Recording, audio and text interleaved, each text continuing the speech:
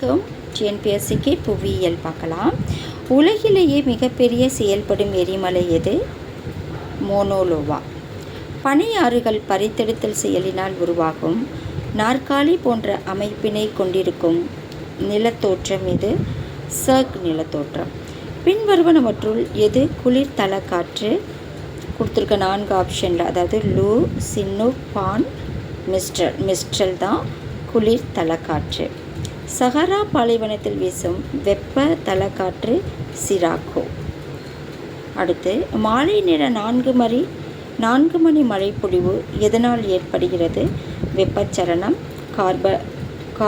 கார்படை மேகங்கள், பருவக்காற்று, குளிர்முகில்கள். ஆன்சர் கார்படை மேகங்கள். கடல் மட்டத்தில் நிலவும் காற்றழுத்தத்தின் சராசரி அளவு எத்தனை மில்லிபார்? 1013. நன்றி.